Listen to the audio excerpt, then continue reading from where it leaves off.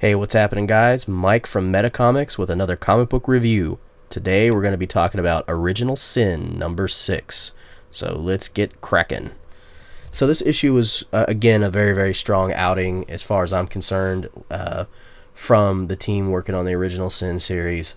I think this is one of the best events that Marvel's put out in a really long time. I've said that a lot over the reviews for these issues, but man, it's just true. And this issue is no different. It doesn't move the plot forward for the entire event as much as I would have liked, but it's still incredibly strong and just very heavy on character development, especially in regards to Nick Fury. So this issue picks up with the revelation that, Nick Fury was the man on the wall, or the watcher on the wall, or something like that. I don't remember the exact phrasing. And basically he was a guy who was in charge of stopping alien threats before they happened. The reason why Nick Fury's kind of worked to put these odd pairings of superheroes together, like the Punisher and Doctor Strange and so on and so forth, is because he's looking for a successor, someone to take over his work. In my personal opinion, I think it's going to end up being the Winter Soldier, because he's got a new book coming out soon, and part of the description is that he's going to be out in space and doing various things there, or something like that, if I remember reading that correctly.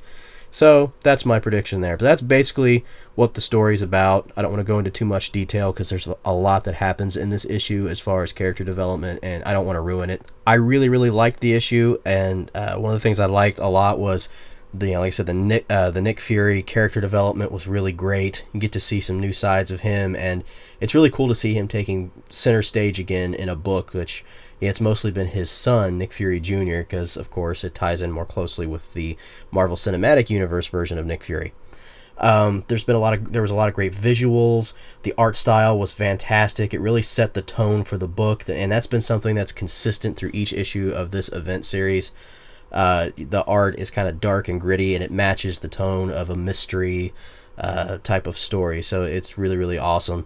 This still feels like an intense mystery story. You really don't know 100% for sure which direction this is all going to go, which I really, really like. I like that. There's lots of character inclusions. You got the Avengers. I don't know, it just feels like it really impacts the entire Marvel universe and not just a couple of characters. The dialogue was well written. Pacing was very good. It was a little on the slow side at points because there wasn't a whole lot of action, but it was still very, very good. There was a couple things I didn't really care for, and again, that was probably the lack of action. That was, one of the things that kind of was a bit off, but really with the awesome character development that you get and seeing these characters kind of pushed into new places, it makes up for the lack of action. I felt a bit frustrated by the lack of secrets that were revealed. It didn't seem like there was a very big reveal at the end of this issue like there has been in previous ones.